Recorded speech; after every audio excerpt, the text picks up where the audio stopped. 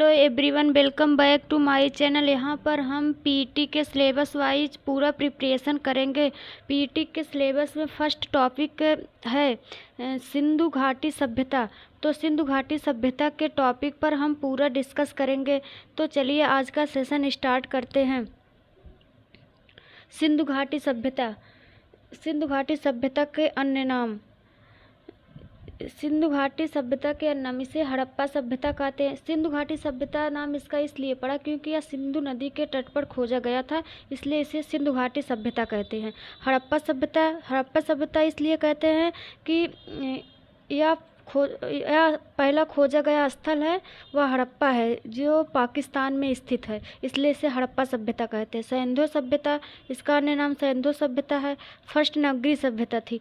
First नगरीय सभ्यता इसको इसलिए कहते थे कि यहाँ पर नगर के आधारित सभ्यता थी। नगर जहाँ सभी जैसे स्नानागार हो, सड़क की अच्छा प्रबंध हो, पानी की व्यवस्था हो, उसे नगर कहते हैं।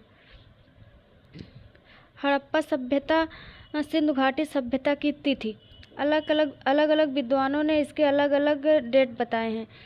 कार्बन डेटिंग सर्वमान्य है। इसमें कार्बन डेटिंग सर्वमान्य है, जो 2300 से ईसा पूर्व से 1700 ईसा पूर्व के बीच था। विकास का प्रकाष्ठा 2300 से 1900 ईसा पूर्व तक था। मतलब प्रकाष्ठा का मतलब अपने चरमोत्कर्ष पर था। नेक्स्ट है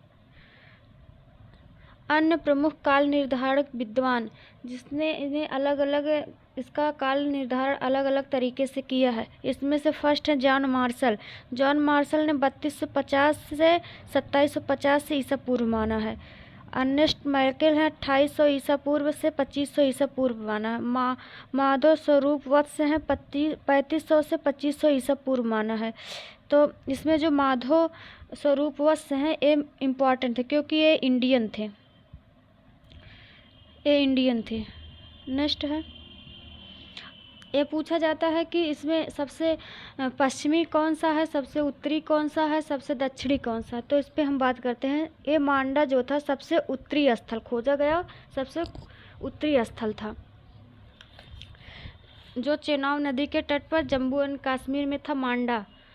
और पश्चिमी था सुतका गंडोर बलूचिस्तान में था, यह दास के नदी किनारे था। पूर्वी था आलमगीरपुर, इसे पश्चिमी उत्तर प्रदेश कहते थे, जो मेरठ जिले में है। और यह हिंडन नदी के किनारे था।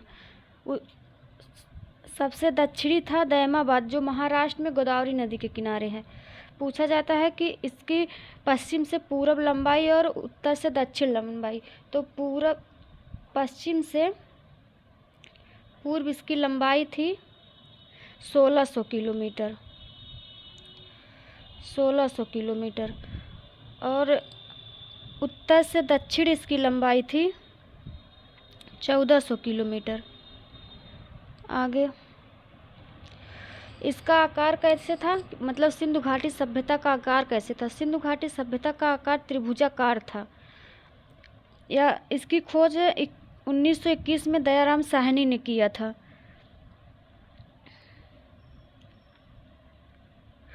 उस समय पुरातत्व विभाग के महानिदेशक सर जॉन मार्शल थे।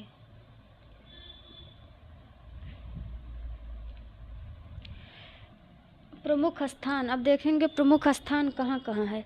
जैसे इसमें होगा, पहला है हड़प्पा की खोज 1921 में दयाराम साहनी ने किया था। इसके खोजकर्ता दयाराम साहनी है। यह पंजाब, मतलब आज वाला पंजाब नहीं, जो पहले पाकिस्तान में पंजाब हुआ करता था, वहाँ ये खोजा गया था, रावी नदी के तट पे। इसमें 2 टीले थे, एक पश्चिमी टीला था, एक पूर्वी टीला था। जो पश्चिमी टीला था उसमें दुर्ग बने थे, और जो पूर्वी टीला था उसमें वह मतलब नगरीय टीला था।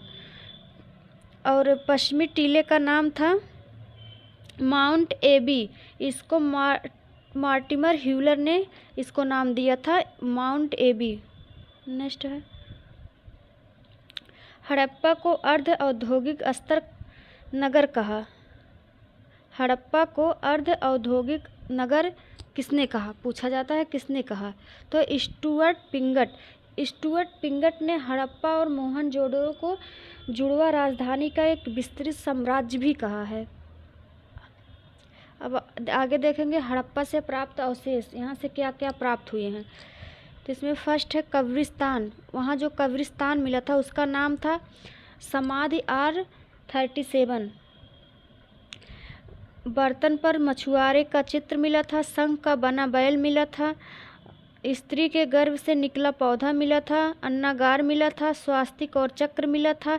सीपी का पैमाना मिला था। ईंट से बना वृत्ताकार चबूतरा मिला था। ये इम्पॉर्टेंट है, एक ए इम्पॉर्टेंट है। आगे है मोहनजोदड़ो। मोहनजोदड़ो का शाब्दिक अर्थ है मृतकों का टीला। इसकी खोज 1922 में राखल दास बनर्जी ने किया था। स्थान लड़काना जिला पाकिस्तान में सिंधु प्रांत में है। नदी थी सिंधु नदी। सिंधु नदी के तट पे यह खोजा गया था। लड़काना जिला पाकिस्तान में है, सिंधु प्रांत में।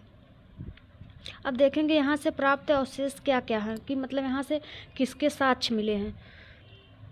तो इसमें पहला है बृहत स्नानागार। सबसे बड़ा स्नानागार मोहनजोदड़ो से मिला था। मातृ देवी की मूर्ति मिली थी। कांसे की नर्तकी करती हुई एक मतलब स्त्री मिली थी। कांसे की नर्तकी मिली थी। योगी की शांत मुद्रा में योगी की मूर्ति मिली थी। और मुद्रा पर अंकित पशुपति की यहाँ से साक्ष्य मिला था। सूती कपड़ा मिला था। गीली मिट्टी के दिए मिले थे। मिट्टी की तराजू और सबसे बड़ी ईंट यहीं से प्राप्त हुआ था। आगे है चनहूदड़ो। चनहूदड़ो यहाँ मतलब यह एक ऐसा स्थल है जहाँ से कोई भी दुर्ग प्राप्त नहीं हुआ था। चनहूदड़ो एक ऐसा स्थल है जहाँ से कोई दुर्ग नहीं प्राप्त हुआ था। यह सिंधु नदी के तट पर खोजा गया था। खोज 1934 में एम गोपाल मजूमदार ने किया था। उत्खननकर्ता अर्नेस्ट माइकल थे। यहाँ से क्या क्या साक्ष्य मिले हैं ये देखते हैं। मुहर बनाना, भार माप के बटखरे मिले थे। मनका बनाने का कारखाना मिला था। खिलौना मिला था। बिल्ली के पीछे कुत्ते का पद चिन्ह मिला था। लिपस्टिक मिला था। यहाँ सौंदर्य प्रसाधन के वस्तुएं मिली थी कुछ। वक्राकार ईंट मिला था। नेक्स्ट है लोथड़। अगला है लोथड़। लोथल की खोज 1955 में S.R. राव ने किया था। यह भोगवा नदी के तट पर खोजा गया स्थल था। स्थान देखते हैं कहाँ मतलब स्थित है। सागर तट गुजरात में स्थित है। लोथल सागर तट गुजरात में खोजा गया था। यहाँ से मिले साक्ष्य देखते हैं। डॉकयार्ड। डॉकयार्ड का मतलब जहाँ नाव की मरम्मत की जाती, जहाँ मतलब रुकते हैं वहाँ यहाँ से डॉकयार्ड मिला था। बाजरे के साक्ष्य मिले थे। फारस की मुहर मिली थी। घोड़े की लघ मृण मूर्ति मिली थी। 3 युगल समाधियाँ मिली थी। नेक्स्ट है कालीबंगा। कालीबंगा का इसका शाब्दिक अर्थ होता है काले रंग की चूड़ी।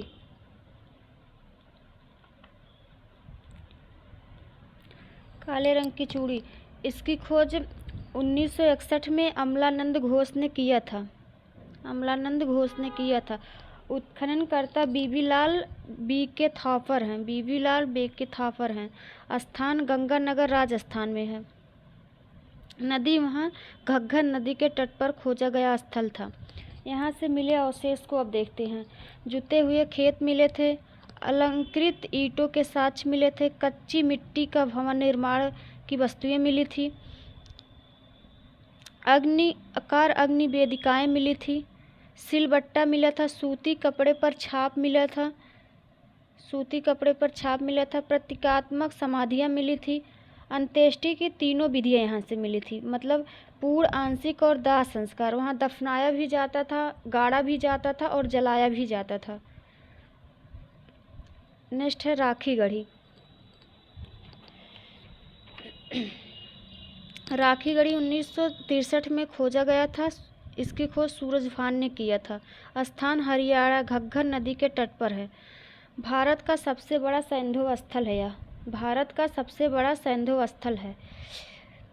अन्नागार और रक्षा प्राचीर के साक्ष्य मिले हैं। यहाँ से अन्नागार और रक्षा प्राचीर के साक्ष्य मिले हैं।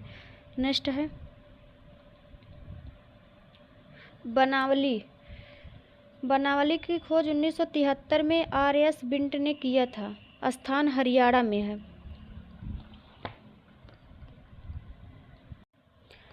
स्थान हरियाणा में है। यहाँ जल निकास प्रणाली का अभाव था, मतलब यहाँ अच्छी व्यवस्था नहीं थी, जल बाहर निकालने की अच्छी व्यवस्था नहीं थी। यहाँ से मिले 7 शब्द देखते हैं। यहाँ से हल की आकृति मिली है, हल की आकृति मिली है, हल की आकृति मिली है। जौ के साक्ष्य मिले हैं, ताबे के वाग्याड़ मिले हैं।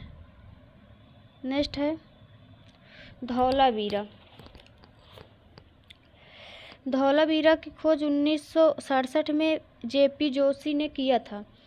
यह कच्छ, केरल, गुजरात में स्थित है। यहाँ से मिले अवशेष को देखते हैं। नगर 3 भागों में विभाजित था, मतलब ऐसा यहाँ से देखा गया या प्राप्त हुआ है कि यहाँ नगर जो है 3 भागों में विभाजित था। यहाँ से स्टूडियो के साक्ष्य मिले। स्टूडियो का मतलब, अगर स्टूडियो के साक्ष्य मिले तो इसका मतलब यहाँ गेम के प्रबंध थे। और सिंधु लिपि के 10 बड़े चिन्ह मिले हैं। जल संरक्षण तकनीक के साक्ष्य मिले हैं। यह एकमात्र त्रिस्तरीय नगर था। एकमात्र त्रिस्तरीय नगर था। यहाँ जल संरक्षण के तकनीक के अवशेष मिले हैं, तो इसका मतलब जल संरक्षण के यहाँ जल निकासी के अच्छे प्रबंध थे। और यहाँ क्योंकि यहाँ चट्टान को काट कर बनाए गए 16 तालाबों के साक्ष्य भी मिले हैं। नेक्स्ट है आलमगीरपुर। आलमगीरपुर, इसका खोज याज्ञदत्त शर्मा ने किया था। यह उत्तर प्रदेश के मेरठ जिले में हिंडन नदी के तट पर स्थित है। यहाँ से मिले साक्ष्य को अब देखते हैं। यहाँ से बर्तन, गिलहरी, मोर, मृतभांड के साक्ष्य मिले हैं।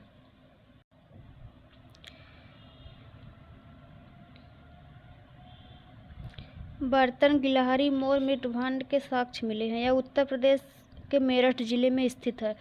यहाँ उत्तर प्रदेश में हुलास उत्तर प्रदेश के सहारनपुर जिले से यहाँ से गेहूं के साक्ष्य भी मिले हैं। जो सहारनपुर जिला है, सहारनपुर से गेहूं के साक्ष्य मिले हैं। आगे देखते हैं हुलास। अगला स्थल है हुलास। हुलास सहारनपुर में है।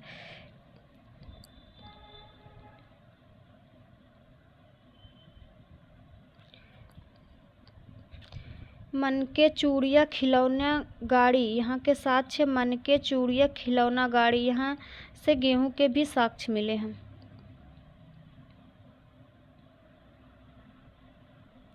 अब कुछ अन्य पॉइंट पर बात करते हैं। जैसे यहाँ सड़कें समकोण पर काटती थी, जैसे ये होगा ऐसे, मतलब समकोण पर काटती थी। आंगन, कुआं, रसोई घर, स्नान घर लगभग सभी घरों में थे। जैसे ये व्यवस्था वहाँ के जितने भी हड़प्पा सभ्यता कालीन जितने भी घर थे उसमें ये व्यवस्था देखने को मिलती थी। सामान्यतः मकान पक्की ईंटों से बनाई गई थी। दरवाजे, खिड़कियाँ मुख्य सड़क की ओर न खुलकर गलियों में खुलते थे। यहाँ की जो सड़कें थी, दरवाजे थे, वो मतलब सड़क की ओर न खुल के गलियों में खुलती थी। एक अपवाद है लोथल, जिसकी दरवाजे, खिड़कियाँ मुख्य सड़क की ओर खुलती थी। जल निकासी व्यवस्था अच्छी थी। समकालीन सभ्यता मेसोपोटामिया मिस्र सभ्यता थी। इसका समकालीन सभ्यता मेसोपोटामिया की सभ्यता थी, जो अलग अलग देशों में उस समय चल रही थी। मिस्र सभ्यता थी। मिस्र सभ्यता को नील नदी की देन कहते हैं। तो आज के ये शॉर्ट नोट के महत्वपूर्ण पॉइंट थे, जो पीटी के सिलेबस के से देखा जाए तो यह अत्यंत महत्वपूर्ण है। अगर आप लोग को यह टॉपिक अच्छी लगी हो तो वीडियो को लाइक एंड चैनल को सब्सक्राइब करें। और अगर आप लोग चाहते हैं कि हम ऐसे ही वीडियो बनाते रहें तो कमेंट सेशन में बताना ना भूलें। थैंक यू, धन्यवाद।